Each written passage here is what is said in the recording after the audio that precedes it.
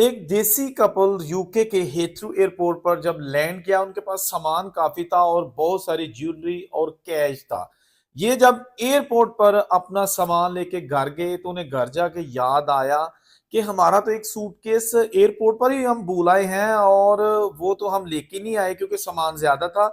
जब ये वहां पर अपना सूटकेस लेने गए, उसके बाद एक ऐसी स्टोरी चली कि जनाब उस सूटकेस के साथ जो हुआ वो करने वाला कौन निकला, और फिर उस मुलजम ने वजह क्या बयान की। इंतहाई हैरानकुन वजह थी जो कि जज ने एक्सेप्ट नहीं की। उसके बाद फिर उसको सजा हुई। ये सारी एक बहुत ही मालूमाती और सच्ची कहानी आपके साथ में शेयर करने लगा हूं, तो इसकी तफसील जानते हैं। हेथ्रू एयरपोर्ट पर एक कपल जिनका ताल्लुक इंडिया से था, मियां बीवी थे, वो टर्मिनल 2 पे लैंड करते हैं और उसके बाद अपनी सारी क्लियरेंस करवाने के बाद उस साइड पे जाते हैं जहां इनका सामान होता है। तो ये मियां बीवी अपनी सारी क्लियरेंस करवाने के बाद लगेज कैरोसेल की तरफ जाते हैं जहां पर इनका सामान आ रहा होता है, और वहां काफी रश भी होता है। इनके पास, जैसा कि मैंने पहले कहा, कि आइटम्स थोड़ी ज्यादा होती हैं, तो इसलिए ये ट्रॉली पे अपनी जितनी भी आइटम्स जो है ना इनको याद थी वो रखते हैं और बाहर निकल जाते हैं।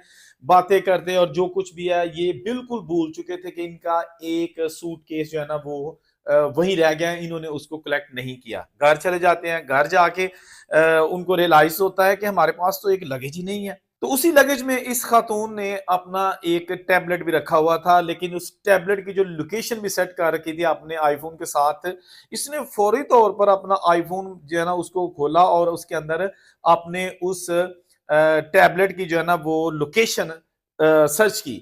जब लोकेशन देखी तो वो अभी भी टर्मिनल 2 का जो एरिया था एयरपोर्ट का वही शो कर रहा था। खातून अपने हस्बैंड के साथ फौरी तौर पर उस जगह पर पहुंची और जाके उन्होंने वहां पर मुतलका स्टाफ से बात की कि हम लोग फ्लाइट के जरिए इंडिया से यहाँ पे पहुंचे थे और हमारा लगेज यहाँ पे जो है ना एक भूल गए थे हम, और वो जो है ना यहाँ कहीं है, आप हमें वो दे दीजिएगा। उन्होंने कहा हमारे पास तो ऐसा कोई लगेज नहीं है। लॉस्ट एंड स्टोलन जो प्रॉपर्टी का उनके पास डिपार्टमेंट था, उन्होंने कहा जी हमारे पास ना किसी ने कोई पहुंचाया है, ना ऐसा कोई लगेज जो कि आप बता रहे हैं या टैग नंबर है, ऐसा कुछ नहीं है।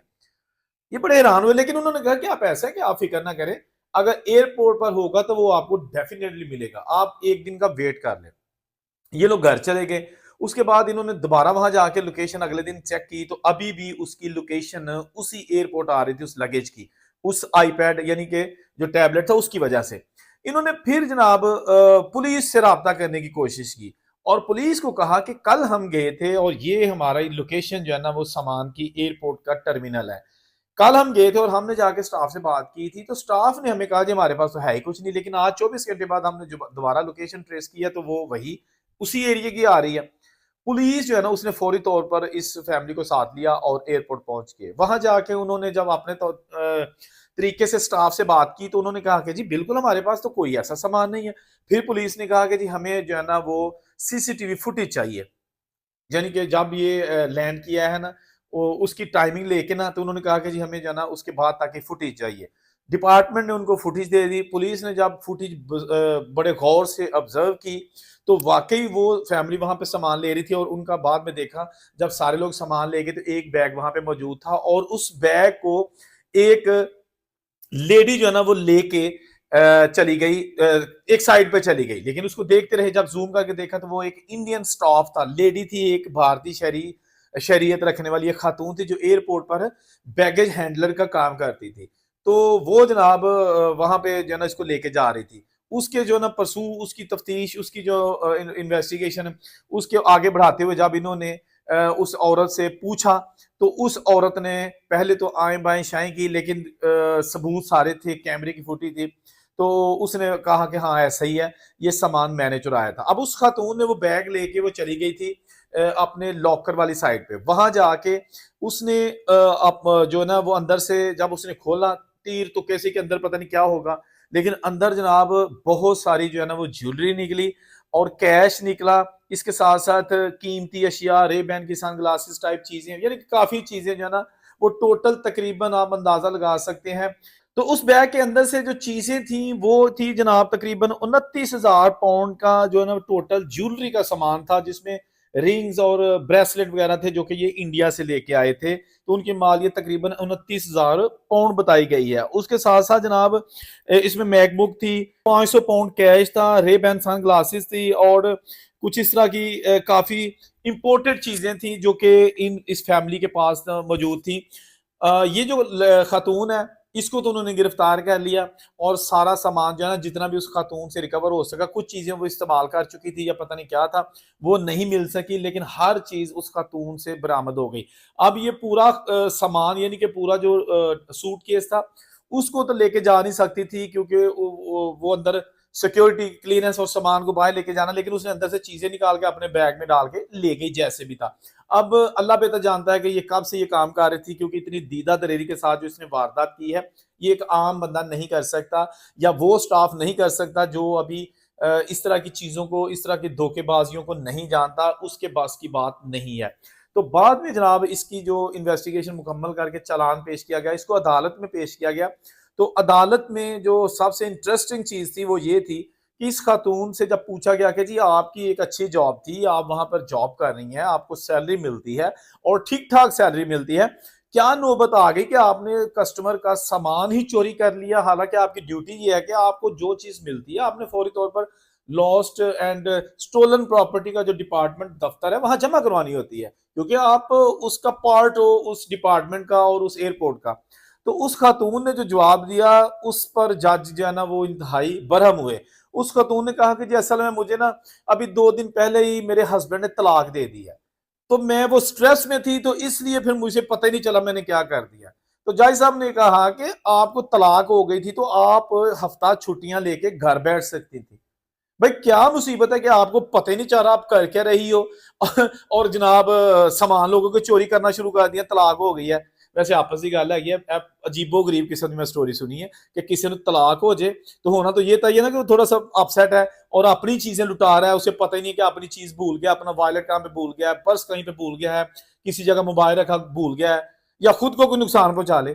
तो ये जनाब बीबी ने लोगों का सामान चोरी करना शुरू कर दिया कि आपे फड़ी जावांगे तो आखांगे मेरे तलाक हुई है। ऐसा जो तलाक जज ने कराई है, मतलब या वो सामान वाले जो कपल थे उन्होंने करवाई है, गुस्सा तो इन्होंने कटन नहीं है ना तू बीबी। यहाँ ये चीज मैं आपको जो हमेशा आपके साथ शेयर करता हूँ, इंतहाई गलत हरकत होती है कि जब आप लगी हुई रोजी को अपने हलाल के पैसों को हराम में कन्वर्ट करते हैं। उससे क्या होता है, अब इसको कम से कम 1 साल की जेल की सजा तो हो गई, जितना सामान था वो रिकवर सारा पूरा करो उनका वो भी हो गया। इसके बाद इसको मेंटल हेल्थ के लिए जो 6 महीने के लिए रखा गया, जबकि 15 महीने इसकी जो ना रिहेबिलिटेशन के लिए भी इसको दिए गए। बदनामी अलग से हो गई, तलाक वो जड़ी अगेन हो गई है। अब अल्लाह पे तो जानता है कि वो तलाक इस वजह से हुई होगी, लेकिन मेरा ख्याल है ये चोरी जो है ना ये आप बाहर के मुल्कों में अगर करेंगे ना तो पकड़े जाएंगे। अब मुझे समझ नहीं आ रही, इस खातून ने अगर देखा कि एयरपोर्ट का चप्पा चप्पा सीसीटीवी कैमरा जो है ना उसके अंडर होता है, एयरपोर्ट पे हर जगह स्वाय टॉयलेट के हर जगह कैमरे उन्होंने लगाए होते हैं।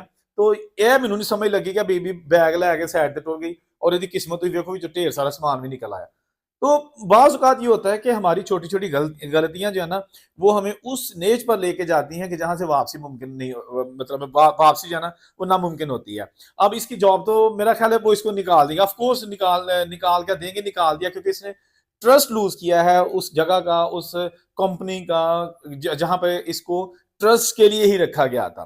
तो जिस जगह पे मेरा ख़्याल है अगर बाहर के मुल्कों में लोग जाने के लिए तरस रहे हैं, आज जनवरी 2026 में ये वीडियो बना रहा हूँ, जिस जगह पे ये लोग जाने को तरसते हैं ना आजकल के, जी हम यूरोप चले जाएं, ऑस्ट्रेलिया, कनाडा, अमेरिका वगैरह चले जाएं, वहां जाके हम सेटल हो जाए, तो जो वहां पहुंच चुके हैं ना उनको थोड़ा सा ये देखना चाहिए कि यार असि जिस जगह ते मुकाम ते पहुंचे हैं, लोग ਲੱਖਾਂ रुपया दे के इतने इलीगल तरीके ਨਾਲ तरस रहे ने ते असि ते इतने जनाब पैसे कमा रहे हैं। अगर वो इंतहाई ईमानदारी और हक हलाल से भी पैसे कमाएंगे ना तो वो इतना कमा सकते हैं कि अपनी नस्लों के लिए कमा सके।